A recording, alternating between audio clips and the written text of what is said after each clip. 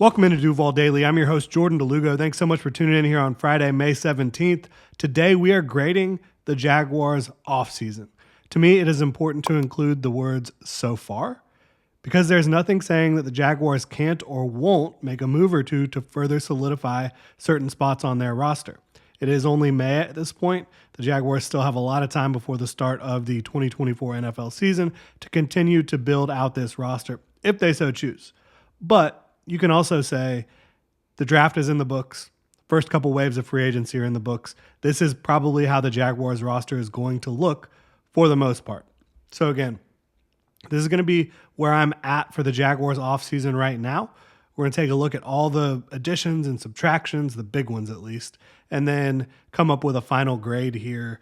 I think we're looking at major inflection points and changes with this roster and with the coaching staff in 2024. Really appreciate y'all tuning in. If you enjoy the content, please like, subscribe, hit that notification bell. You can also check out ginjag.com/shop, pick up some new Duval gear, become a channel member right here on YouTube, get access to some cool perks, including discounts over at ginjag.com. So we're going to start with the defensive side of the ball, and then we're going to talk about offense. We'll also include special teams, but I'll tell you right now, from a special teams standpoint, it's TBD, right? I'm no expert when it comes to kickers. Cam Little obviously has the leg. He has the confidence. He's young. Kicker is a very volatile position. We'll see. That's going to be how I kind of evaluate the kicker position. Punter is staying the same. Long snapper staying the same. You have good special teamers around them. And then Devin Duvernay, replacing Jamal Agnew with Devin Duvernay, pretty much a push. But looking at the defense side of the ball, changing of the guard at defensive coordinator, right? I give that situation an A-, adding Ryan Nielsen, subtracting Mike Caldwell. The Jaguars defense fell apart down the stretch. You can blame it on injuries. I think it was more than injuries. I think that there was a fundamental issue with the Jaguars defensive coaching staff starting at the top with Mike Caldwell. So that's kind of how I view the situation. Enter Ryan Nielsen, who brings an entirely different style of defense, right? You're going to play a lot more press coverage. You're going to have a lot of two high shell. You're going to have a lot more four-man fronts. It's going to look different. Bottom line, you're going to have a Sam linebacker now at times. That role is going to be different. But more importantly than the scheme, in my opinion, is his results, right? Like as a co-defensive coordinator in New Orleans, he got results. As a defensive line coach in New Orleans, he got results. And you won't find anybody that has worked with him that has a bad thing to say about him. And then you talk about what he did in Atlanta in his first year as a full-time defensive coordinator all on his own. He took the Atlanta defense that was horrible. They obviously did make some key additions in the offseason, but horrible defense, and turned them into a very good third down defense and a very good red zone defense. Money downs, third down, and in the red zone, they were very good. And I think if you can do that with this Jaguars defense, with the talent that they already have and some of the talent that they added, that's huge. So I think he's a big upgrade at defensive coordinator, Ryan Nielsen. I really do. So that's an A- for me. If he had more of a longer proven track record, I think you might be looking at an A. Only a defensive coordinator for one season, but a guy that I think is going to upgrade that defense in a big way.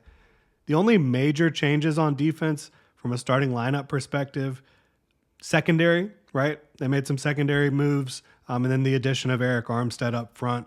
Looking at the secondary, to me, losing Darius Williams and Rayshon Jenkins, I think they improved at Rayshon Jenkins' spot right at strong safety with Antonio Johnson. The combination of Antonio Johnson, Andre Sisco, Darnell Savage, the rest of that safety depth, I think they're in a better spot at safety than they were. I just think Antonio Johnson's a better football player than Rayshon Jenkins. But Darius Williams to Ronald Darby, to me, it's even. Like when you're talking about play on the field and scheme fit, it's an even trade out. But you're betting on Darby being healthy all year? That's probably a losing bet. I would have felt more comfortable, honestly, even in this new scheme with Darius Williams on the football team. But they got more depth with Savage, Jarian Jones, DeAndre Prince. They also got a lot more athletic. Like you can say what you want about Ronald Darby and his health issues, injury issues, I should say. He's a 4-3 athlete.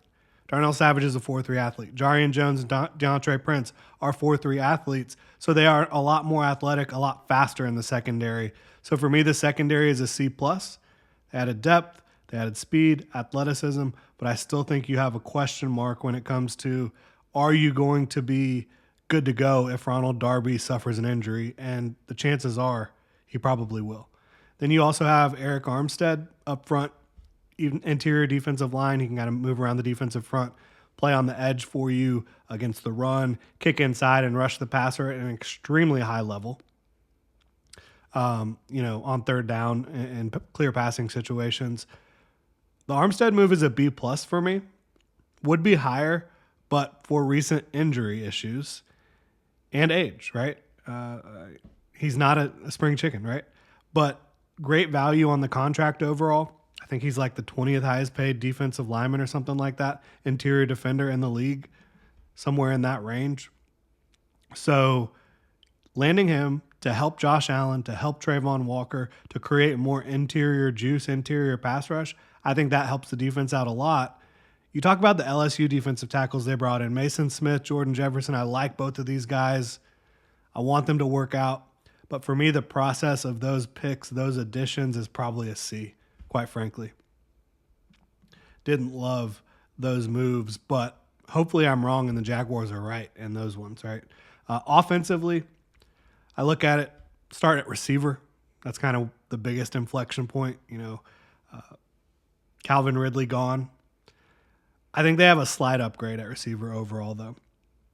For me, it's a C+. Long term, it's a B because I do think Brian Thomas Jr., he's going to be a big-time player at some point, pretty soon. I don't necessarily think he's going to match what Calvin Ridley gave you in year one, but I think he will be a big-time player soon. But you look at Gabe Davis, right? A lot of people kind of slam the Jaguars for that addition. I think it was a good move. Like, this is a guy who can stretch the field vertically. He can go up and get some 50-50 balls for you, be kind of a possession guy, work through contact. But he has utility in the fact that he can block his ass off. You can move him around the formation, and he's going to help you in the run game, in the screen game, with jet sweeps. All those types of plays, when you have him out there blocking, Gabe Davis is going to help you in that regard. So he helps you as a receiver and as a utility player. Brian Thomas Jr., he brings the type of speed, size, and athleticism you just, quite frankly, did not have on the team that last year and haven't had on the team since Trevor Lawrence has been here. And then Devin Duvernay, he is a better overall receiver than Jamal Agnew has been. Bottom line, he is. He's more proven as a receiver than Jamal Agnew. And then Joshua Cephas competing for the back of the roster. I love that. He's going to be competing with, all the guys that were competing there last year, Elijah Cooks, Seth Williams, Tim Jones. So I think that they did upgrade slightly at receiver. It's a C+ right now. It's a B long term. Talking about the offensive line, I'll give them a solid B there. The Mitch Morris addition was an A. Not because he is an A-level center. I think he's somewhere in the B range at center overall, but simply because of the chasm between him and Fortner in the starting lineup. Like, he is such an upgrade over Luke Fortner in the starting lineup. Retaining Ezra Cleveland matters. He wasn't ever healthy in Jacksonville last year. When you go back and look at him being healthy for the Minnesota Vikings, good football player. Javon Foster matters too. Like, this offensive line is better, straight up. I have no question about that in my mind. Offensive play calling, that's still up in the air. It is leaning, in my opinion, towards Peterson retaking over play calling duties, or at least having much more of a hands-on approach in 2024. No grade for that now. That's TBD. We'll see how it all plays out. But if Doug Peterson does take over play calling, that's going to be an upgrade as well. So the OL is better. The secondary is slightly better, in my opinion. The trenches are better on both sides. I think receiver is slightly better. There's more utility and flexibility at receiver. I still think Trent Baalke did bungle the Calvin Ridley situation. Like, would I rather have Calvin Ridley and Terrion Arnold or Brian Thomas and Jarian Jones? Because I think that's kind of how it played out. If the Jaguars retained Calvin Ridley like they wanted to, they would have drafted probably Terrion Arnold in the first round. And they could have traded down and done that still. So for me, I still think that the process led to fine results. Like landing Brian Thomas Jr. is very good. Landing the cornerbacks that they did, very good. But you could have done better, in my opinion. I think having Calvin Ridley and Terrion Arnold would have been a better result than what they landed with.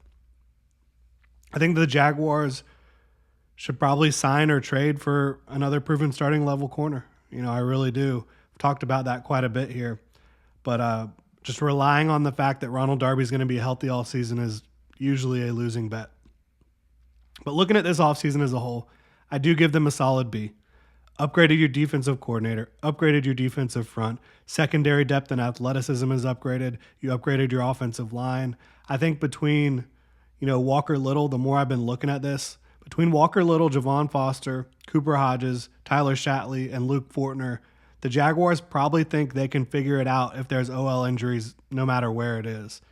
I think they're probably right. And the more I've thought about it, I think a healthy Walker Little can play at guard at a fairly high level. When you saw him playing guard last year, he was playing through injury. I think Javon Foster can play guard as well. So I think the offensive line is in much better shape than it was last year overall. What is the plan, though, at edge depth? Travis Gibson, he's the only real option.